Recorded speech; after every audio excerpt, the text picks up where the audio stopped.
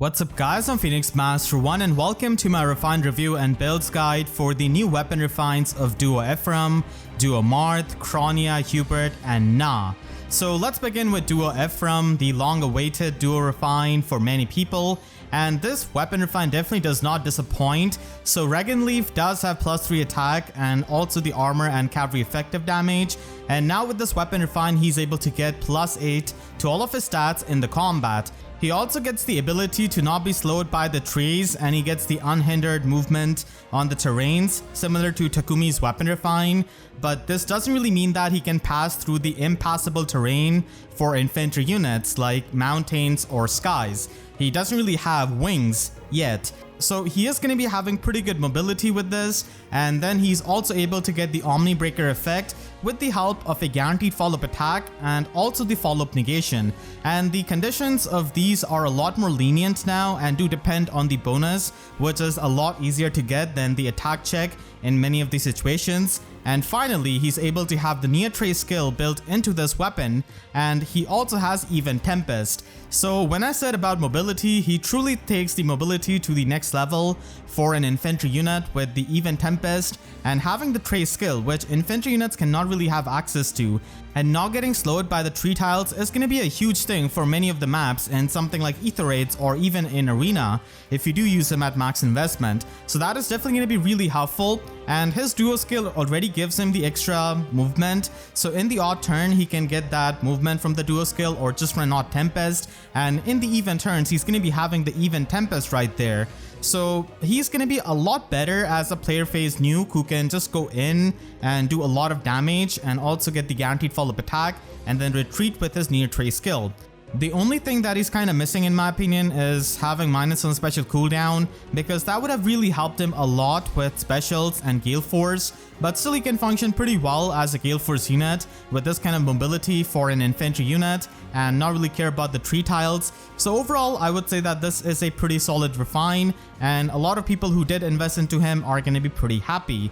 So you can just run him with Odd Tempest so that he can get the permanent 3 movement on both odd and even turns. He does have Even Tempest in his weapon, so this does synergize pretty well, and you can actually get the Odd Tempest skill from the Divine Codes on Fallen Dimitri, so it's not really the hardest skill to get, and he can just function as a Gale Force unit by using Heavy Blade 4 that comes in his base kit and also low attack defense, and you can give him -1 special cooldown from like Raphael, Duo Crom, or like Asker, and that would make Gale Force into a 4 cooldown special. But you could also make him a lot more independent and just run Time Pulse yourself so that he can have a 4-turn Gale Force. So having a 4-turn Gale Force is going to be pretty helpful so that you can consistently Gale Force with your guaranteed follow-up attack.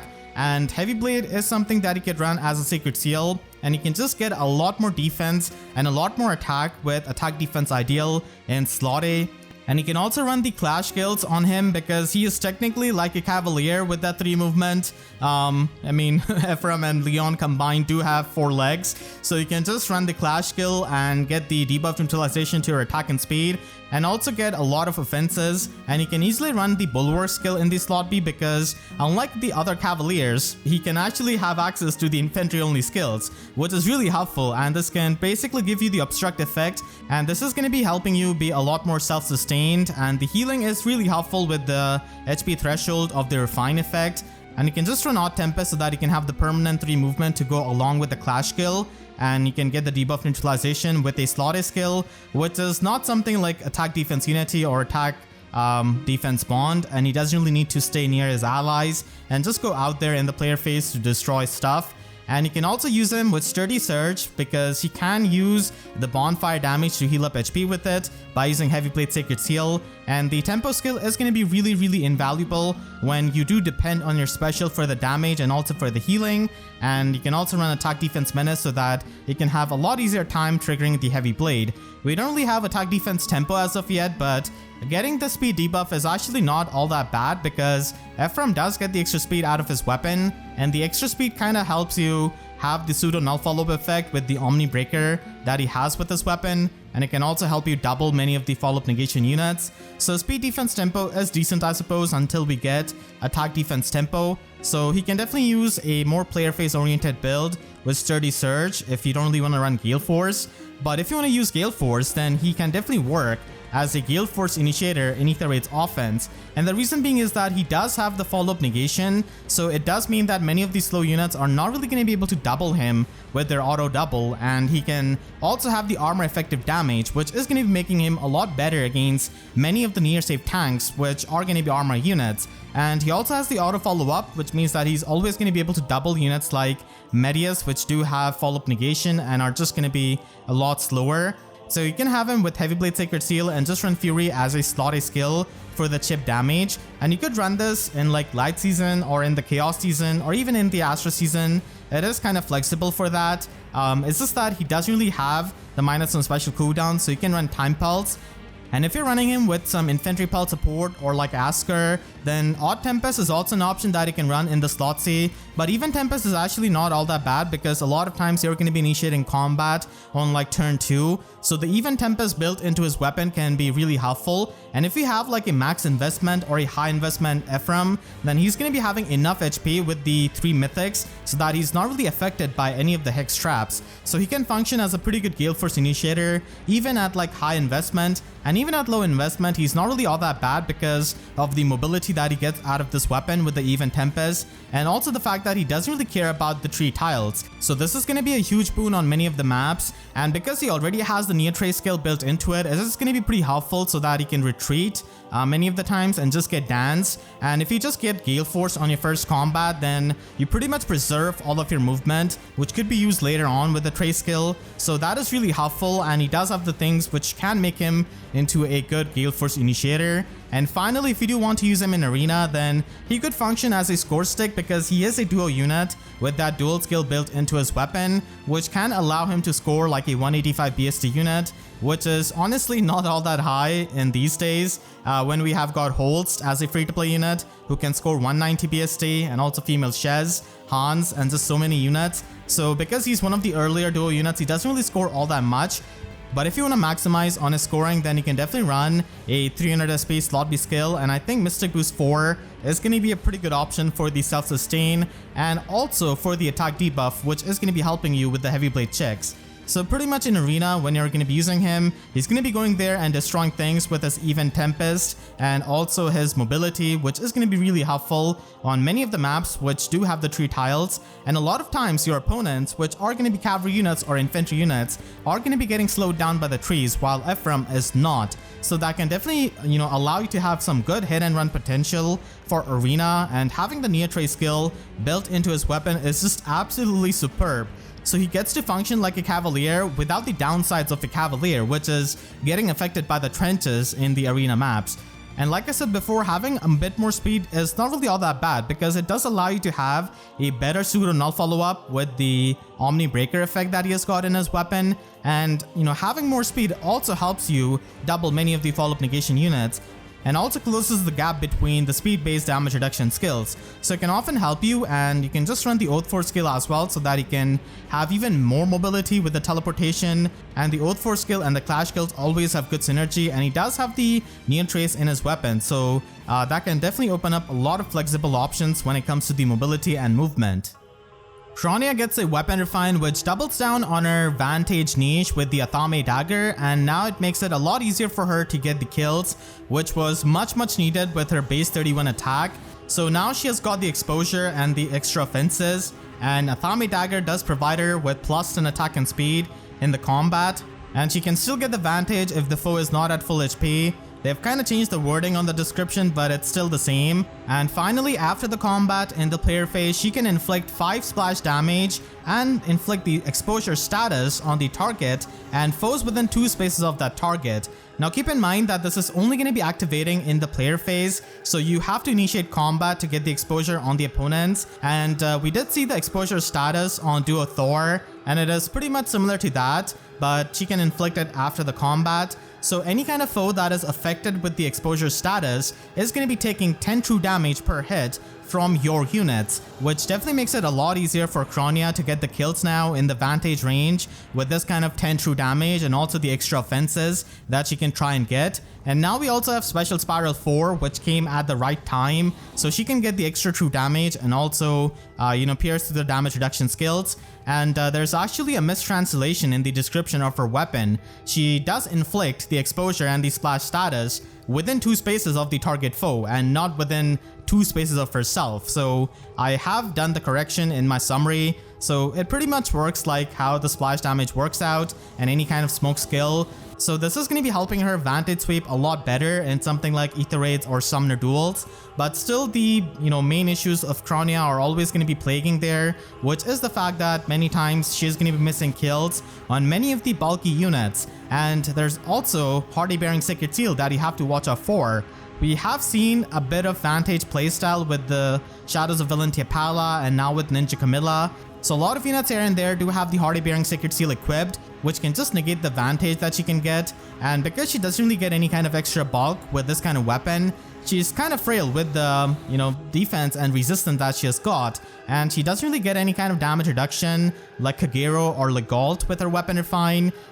So you have to initiate combat in the player phase to get the exposure status, and you cannot really just end turn. So you have to do that at least. And because of her bulk, many times she's going to be dying to many of the far safe tanks. So the far safe tanks are definitely going to be an absolute annoyance for Kronya many of the times, because you have to initiate combat to get the splash damage and also for getting the exposure so that you can Vantage a lot better. So those are going to be the main issues that you have to watch out for as a Kronya user, but she has definitely become a lot better with getting exposure in her weapon refine and just having more offenses to get the kills, which is the most important thing when you have Vantage as your playstyle. And Kronya is the kind of unit who does appreciate the merges, the dragon flowers, because she just wants to get all the attack that she can get and also all of the bulk that she can get so that she can survive.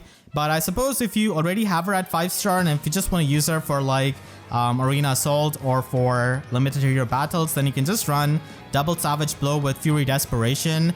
But if you're going to be investing into her a bit more, then plus attack IV is going to be extremely important so that she can get the kills. And you can just run Special Spiral so that you can have a 2 cooldown special like Moonbow or Ruptured Sky, and that can just help you get the kills in the Vantage range. And you can also have double Savage Blow so that you can do a lot more chip damage and just chip down the enemy so that it's a lot easier to pick them off. But if you're going to be investing into her Kronya after her weapon refine and you're looking to give her more premium skills, then I would say that this is pretty much the peak Kronya. So Close Salvo is going to be giving you +5 attack not only in the enemy phase but also in the player phase, which is going to be important when you're going to be initiating combat. And you can also run Ruptured Sky so that you can do more damage to the dragons and to the beast units. Special Spiral 4 is the best skill that you can run on Kronya by far, because it can help you get the true damage and also help you pierce through the damage reduction, which is really good because you don't really have to run Lethality, which is a pretty high cooldown special. And many of the bulky units which are annoying are many times because of their damage reduction. So being able to pierce through the damage reduction through your Vantage range is going to be absolutely amazing. Fatal Smoke is a skill which Kronya really appreciates because she can shut down the healing of the units from stuff like Healing Tower or just their skills, and this is going to be really helpful when you do the chip damage to them from something like Duo Duma, for example, or if you initiate combat against them and do the splash damage, and if you get danced and do more splash damage. So Fatal Smoke is going to be absolutely amazing in Aether Raids offense, and it is something that she wants if you want to have the best build that you possibly can get. As for her Sacred Seal, you can run attack speed solo so that she can have the extra 6 attack in every single combat compared to Savage Blow, which is only going to be active in the player phase. Still, Savage Blow can be run if you do plan on dancing your Kronya and just doing more splash damage. And she can be run in the Astra season or in the Aether Raids Chaos, where it's a lot easier to Vantage, because in the light season there is going to be Medius who is going to be quite resilient to this kind of playstyle where you need to do the splash damage, and Unguard pretty much counters that. So in the Astra season you can get the extra attack from Sather and Regan, and Sather can also help you maybe shut down a threat with her Slothy skill, so that is going to be really helpful to Kronya. and the extra 6 attack that she can get out of these 2 free-to-play mythics is absolutely amazing. And in Aether Raids Chaos, people don't really have the extra stats out of the mythic buffs, so it's also a lot easier to Vantage, and you're going to be facing 6-unit teams, so that's also a lot easier to deal with. And you can also use her in Summoner Duels S with a support like Legendary Eliwood, or by using Duo Duma for his upheaval, or even using an AoE mage like Spring Sonia so that she can do a lot of chip damage and just do a lot of AoE damage, and then Kronya can just go from there and sweep the opponent's team and pretty much checkmate them in a way. People are going to be using far-safe tanks in Summoner Duels S, and that's why I think running an AoE mage is going to be really helpful who can bust through the safe tank, or at the very least just weaken them a lot for Kronya. And whenever you're going to be having an AoE mage, then they're just going to be having more attack than Kronya, which means that they're just going to be getting the Legendary Eliwood's buff and the bonus doubler.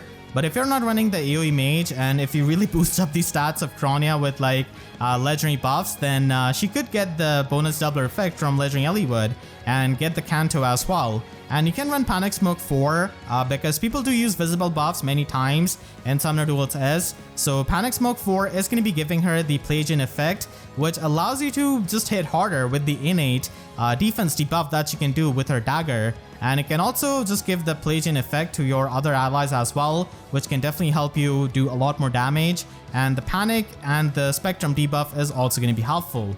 You can finally use her in Arena as well with Sea-Duel Infantry 4. And there she is going to be needing null follow-up against a lot of the threats, so that is going to be useful in the slot B. And you can just run attack speed Oath Force so that you can have the teleportation and the better mobility while also getting more offenses.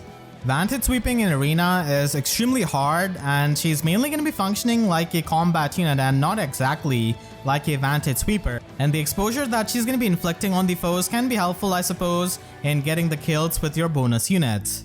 Duo Marth gets an extremely good weapon refine that makes him the best range armor in my opinion. So Tangrisner does give him +3 speed, and now he can get +8 to all of his stats in the combat. The special cooldown charge that he can get is now both on his own attacks and also on foes' attacks. And the biggest thing about this weapon refine is that he has got speed preempt built into this weapon, and then he also has the enemy phase dive bomb effect, which is pretty much similar to the slot B skill of Legendary Seliph, and it allows you to immediately follow up attack. So it does give you a pseudo brave effect in a way, as long as like you've got Savvy Fighter for that null follow up and you don't only get outsped. So that is going to be extremely good for him, because as a range armor unit you are going to be lacking the defensive specials and hardy fighter. So it's really hard for many of the ranged armor units to stand out as a far-safe tank, because they are going to be dying to the Deadeye of Duo Ephraim, to lethality of Fury, and just so many of the other ranged threats that far-safe tanks have to face. And that's why you don't really see that many range armors as a far-safe tank compared to like Brave Hectors, Ascended Eduns, Duo Dumas, and now Rearmed Grima as well. But honestly, Duo Marth is going to be the exception here, because he is going to be fast enough to the point where he can outspeed a lot of the big threats in the metagame, because he does have that base 41 speed and also a super boon in it. So it doesn't really matter if you've got Deadeye or lethality, when he can just kill you before that with the speed preempt and also the enemy phase dive bomb effect. So essentially on his follow-up attack he can trigger that special and do a lot of damage and pretty much take out most of the nukes, because they're not going to be bulky enough.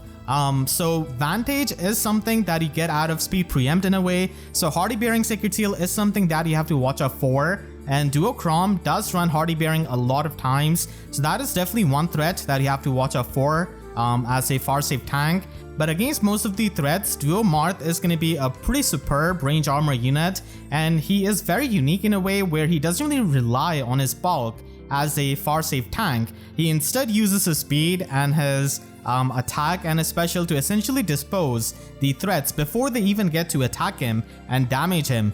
So he is lacking compared to a lot of the armor units when it comes to the raw bulk, but he is going to be having that speed to make amazing use of speed preempt, and he also has Fire Emblem as his exclusive special, which does scale off based on his speed. So that is going to be giving him good damage output, especially when you're just going to be stacking up speed, and stacking up speed is pretty much what you should be doing with him. In my opinion, Duo Marth is probably the winner out of this batch because he is going to be functioning as a very unique far save tank, and that is going to be useful in like competitive game modes, in Aether Raids, and Summoner Duels. So competitively speaking, at the very least, I do think that he's going to be standing out most out of all of the refines that we have got in this batch. Many times, if you don't really have a bulky unit, or if you cannot really outspeed Duo Marth and beat his speed preempt, then many times he's going to be able to checkmate your team because you are not really going to be able to weaken him down like you can do with other far save tanks, even by, you know, sacrificing your units in a way in something like Summoner Duels. So that is not going to be a thing with Duo Marth because he can just kill you before you can even get the damage on him. And that's why I think he is going to be, you know, standing out, but I don't really think that we're going to be seeing him too much because he is a seasonal armor unit, so he is going to be pretty rare to get the merges for, and he does take some really premium skills to function, and he's definitely not cheap to build up. But if you still want to run a budget build, then you can run double attack speed form, and I suppose it is a bit annoying for the people who were expecting a player phase weapon refine for Duo Marth because he's literally the armor unit with Daring Fighter. But they have made him into more of an enemy phase unit, and most of the armor units are pretty much going to be functioning as a safe tank, and now Duo Marth is no different. So many people who want to have him as a player phase unit are not really going to be getting that out of this weapon refine, and you need to have something really insanely good like Summer Edelgard to function as a player phase armor. So you can still run this without a save skill and run Speed Smoke, but of course Far Save is going to be the best skill that you can run in Slot C. And we don't really have attack speed far save as of yet, but that is going to be the best save skill for him whenever we get that, because he needs all of the speed that he can get because the threats nowadays are insanely fast. So getting any kind of extra speed is always going to be helpful, especially when you have speed preempt built into your weapon. And you can run Savvy Fighter in a slot B, and I do think that Savvy Fighter is pretty much his best slot B option here because it does provide him with null follow-up, which means that he is going to be able to have the follow-up attack against many of the threats, and then he can make use of the enemy phase dive bomb effect in his weapon refine. So that's why Savvy Fighter is extremely good, and if someone does survive like his attacks, then he has the damage reduction to fall back on, and that is going to be helpful when you don't really have that much raw bulk compared to the other armor tanks. And because of the special acceleration, you're going to be able to trigger Fire Emblem on your follow-up attack, so that is pretty good. And attack speed unity is going to be helping his speed stat from debuffs, which is going to be very important. You can also get attack speed bond 4 from the divine codes, I suppose, if you don't really want to fodder off a Brave Marianne. And special spiral 4 is also a pretty good option.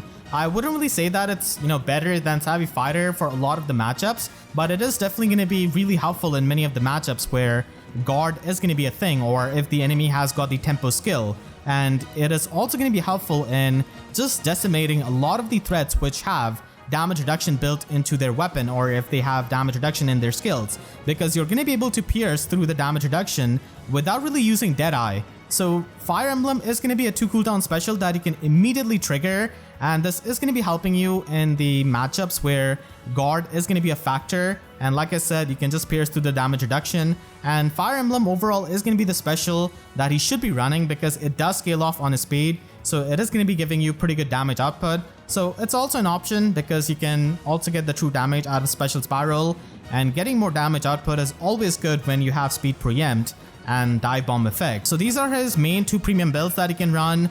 He doesn't really have too many options, and these builds can be run in like Summoner Duels and Aether Raids offense, and I think Savvy Fighter build is a lot more suited for Aether Raids defense, because Aether Raids defense is not really going to be giving you the chance of setting up Special Spiral, which needs to be set up. So not the most amount of options, but still he's going to be pretty solid. And then finally, if you want to use him in Arena as a score stick, then he could function because of his duo skill. Now, just like Duo Ephraim, he is one of the earlier duo units, so he can only score 185 BST with his duo skill. But if you want to optimize for his scoring, then you can run a 300 SP slot B skill like Seal Defense, which does provide you the defense debuff, which does make it a lot easier for you to get the kills on the enemy. And you can also run attack speed ideal because it does give you a lot of the offenses, so it could be helpful just with the speed preempt. And you need to provide him with some kind of external null follow-up if you can, with something like Legendary Male Pilot, for example. So he does fit into the water season pretty well because of having the null follow-up from Byleth. because you cannot really run Savvy Fighter here if you want to maximize on your scoring. But if you really care about maximizing the scoring, then Savvy Fighter is absolutely the option that you should be running.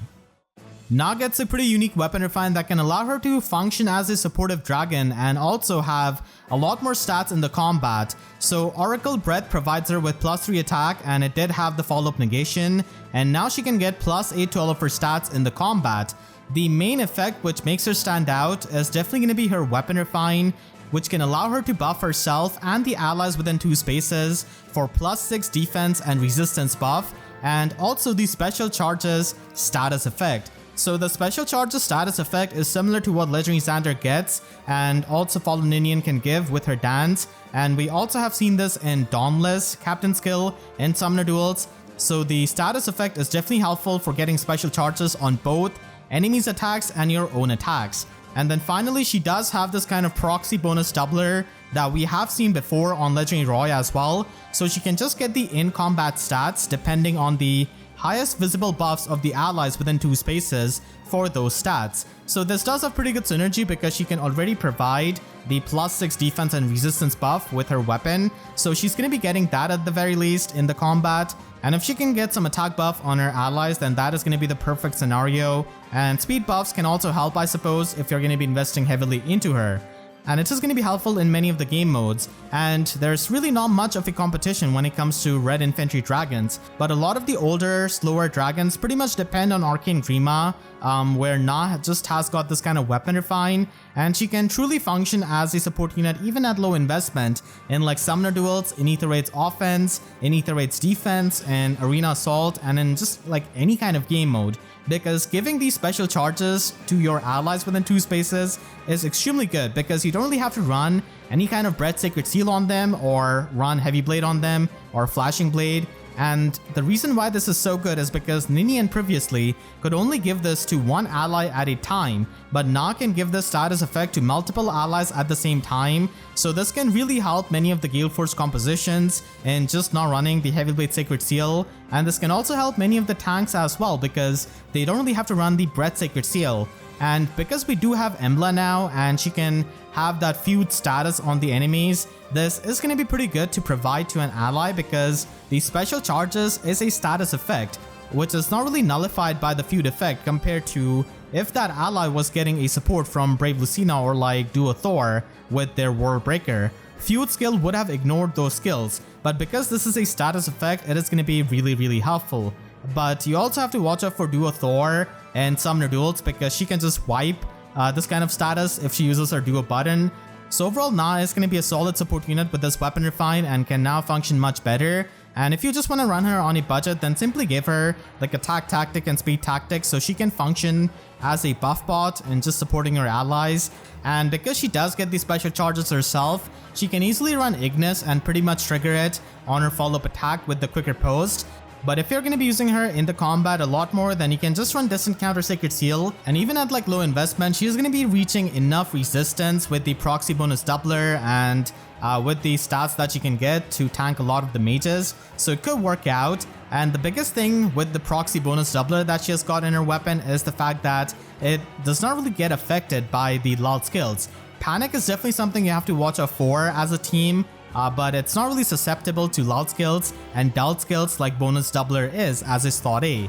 And because of that, you can definitely replace bonus doubler with something like attack resistance unity and also get Dragon Wall from the Divine Code section. With Dragon Wall's damage reduction, she's definitely going to be having much better bulk, and she can just retaliate back with Glimmer, doing a lot of damage with her attack stat and the adaptive damage, but she's not really going to be getting any kind of auto follow-up. So if the enemy survives, they're pretty much just going to be, living, and she's not going to be able to double them. The follow-up negation is definitely pretty helpful with the damage reduction to be really bulky. But if you want to use her as a support unit more and also on lower investment, then she could be run in Aether Raids offense as a Gale Force support unit.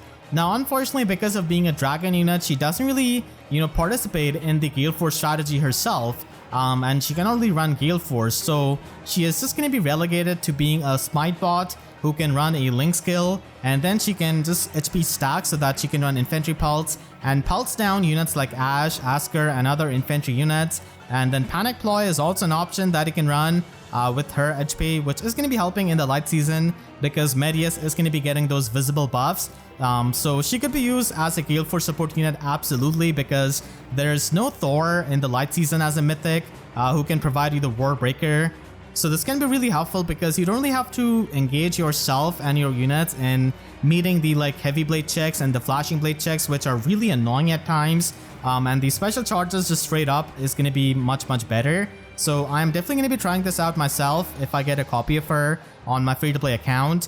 And then she could also be used if you're using a tanking or a Vantage strategy in Aether Raids offense or in a Chaos season. So in the Chaos season, Vantage strategy is going to be a lot better. And there you can just run a brave weapon user like Shadows of Valentia Pala or Ninja Camilla, and they can just trigger their special on their brave hit. So the special charges effect is going to be pretty helpful there.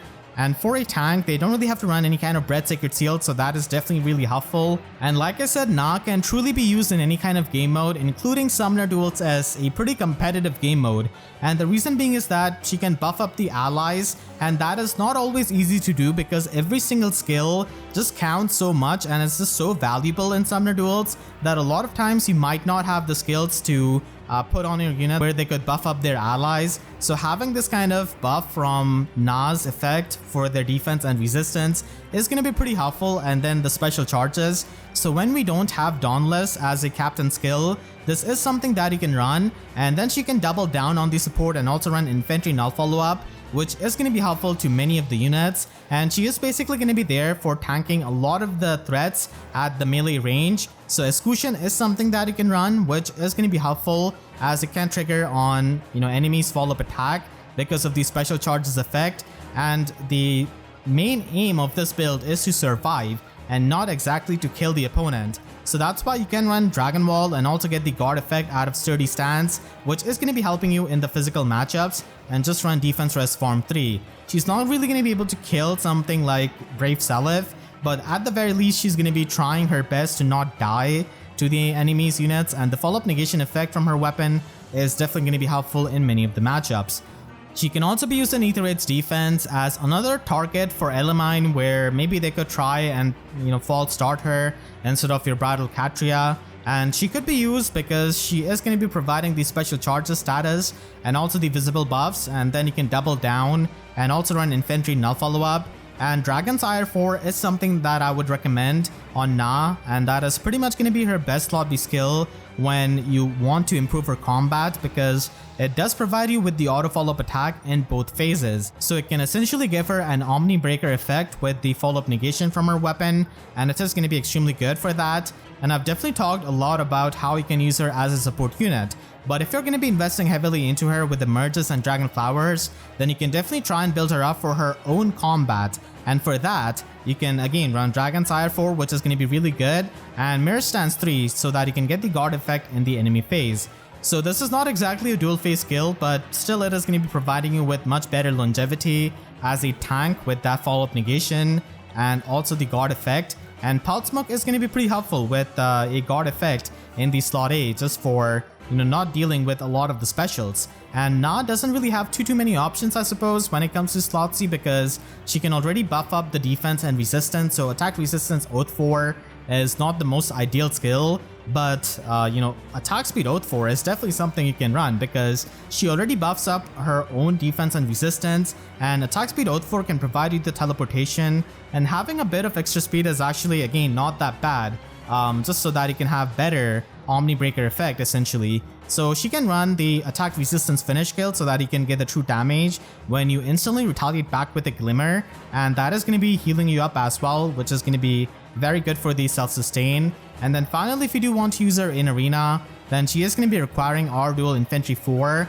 and because of the slot B skill and the distant counter Dragon Sacred Seal, she can essentially score like a 190 BST unit, which is going to be pretty amazing. And she can also provide the support to your teammates, so she's going to be working pretty well actually as a tank herself because of distant counter Dragon and also as a support unit.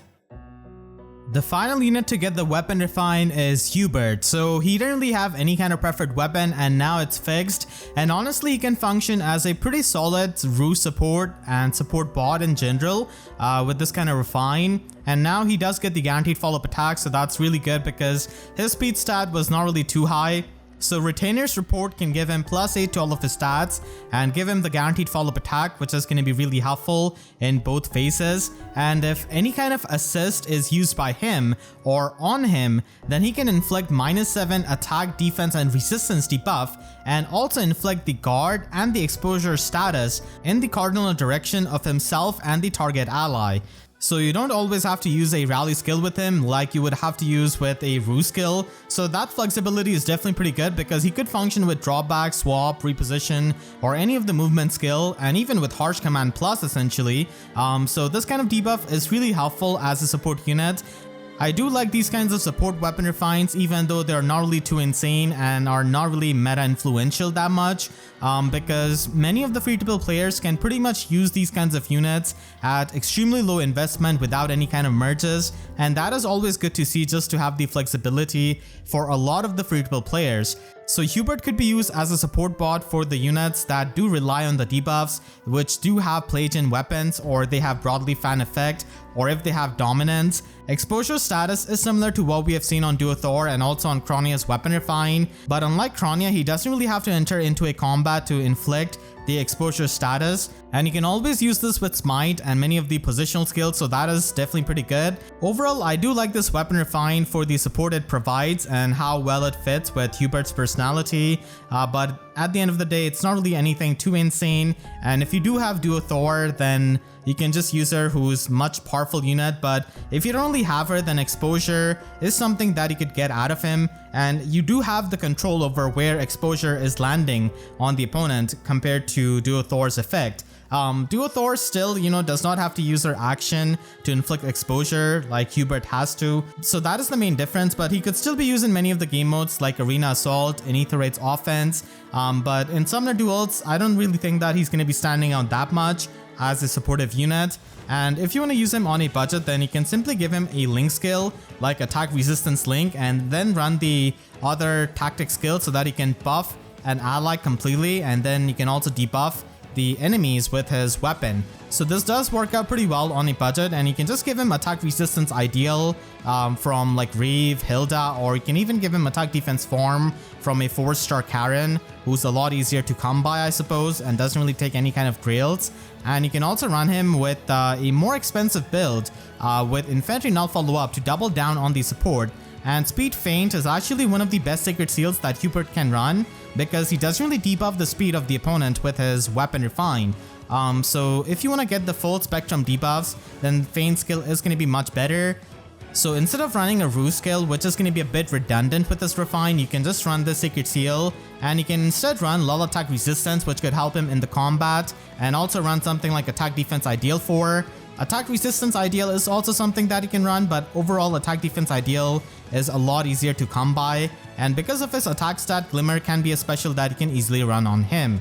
And if you want to run him for the support in Aether Raids offense, for supporting his Liege, Summer Edelgard, then he could be used with Smite and just a Link skill, and he could also be used with Yuri. A lot of times Yuri and Summer Edelgard do have good synergy to be used on a player-faced team in Aether Raids offense, and that is definitely going to be helpful when we have Embla as one of the mythics. So you can work with a more player-faced strategy, and Hubert can definitely fit into that for the exposure to be inflicted on the opponent, and that is going to be giving 10 true damage per hit to Summer Edelgard, which is pretty much 20 true damage with the brave hit that she can get. And that can also help Yuri just get the kills with his lethality or his pre-charge specials. And Infantry Pulse is going to be helpful in pulsing down Yuri so that he can pre-charge a special like lethality, and also for pre-charging Asker. And because he can't stack up enough HP, he can actually be immune to a lot of the structures which are going to be at 65 HP. And also he's going to be immune to the Hex Traps, which is kind of funny because he is, a sorcerer, so he doesn't really care about that with this kind of HP stacking. You can also use him with Sturdy Impact, just for the cleanup for Aether Raids Chaos when you're going to be supporting a Vantage unit. So he can function with a Vantage unit because of the exposure that he can inflict on the opponent. I would still prefer having Duo Thor because she also provides Warbreaker support at the same time. But if you don't really have her, then Hubert could be used, and double drive attack is going to be helpful with a Vantage strategy in Aether Raids Chaos. If you want to merge him up and use him in the combat itself, then he can be used with the Finish 4 skill and also Special Spiral 4 from Rearmed Ophelia, and this is going to be helping you nuke a lot harder with the true damage that you get out of Slot A and Slot B, and it can work out with Glimmer, and it is also going to be a way that he can pierce through a lot of the damage reduction skills. And if you want to pierce through the damage reduction of the Farseer tanks that run Hardy Fighter, Aegis with like, Deflect Magic, then you can run a 3 cooldown special like Luna, but again, guard effect is something that you have to watch out for. You can just run the Oath 4 skill, which is going to be providing him with the better mobility, and that is really helpful so that he can use the positional skills and then inflict the debuffs and the status effect on the enemy. You can also use him in a more speedy way. This is pretty much the way a lot of Hubert fans built him up before they refined. So if you're still on the speed train, then attack speed Finish 4 could be run, and he can just run null follow up so that he can stop the auto follow up attacks of many of the enemies, and then he can just use attack speed Oath 4 with bonus doubler and have over 70 speed. So this is going to be helping you when you are not running Special Spiral, so it can close the gap between a lot of the speed-based damage reduction skills, and it can also help you just, stop the auto follow-up attacks and be a lot faster. So he can function with that because he does get the extra speed out of his weapon, even though he doesn't really get any kind of speed debuff on the enemy. I would only really recommend this build at max investment, and speaking of max investment, if you do decide to use him in Arena, then he can definitely function as a really good support unit, and because he's going to be getting that resistance debuff on the opponent, you can easily run Sealed Resistance 4 as a 300 SP Slot B skill so that he can have better scoring and also get the guard effect pretty consistently, and he can function with a Rally Plus skill or Harsh Command Plus with his Weapon Refine, so he can definitely function well in Arena as well for providing you that support. And Oath 4 skill is always going to be really helpful, especially in Arena where you can have better mobility. Out of these weapon refines, I definitely like Duo Marth and Na's weapon refine the most, but overall these weapon refines are pretty solid and do help the viability of these units, even though these are not exactly too insane. So let me know in the comments what you think about these refines, and if you enjoyed, please be sure to share this video with your friends if they're trying to build up any of these units. And if you did enjoy, then leaving a like helps out a lot, and if you really enjoyed, you could always support me directly by using super thanks down below or by becoming a YouTube member as well. And for more FEH videos, make sure to subscribe and hit the notification bell, because YouTube sub boxes are about as functional as Kronya's chip damage against Ungard of Medius. So with that said, I'll see you guys next time. Thank you so much for watching and have a great day.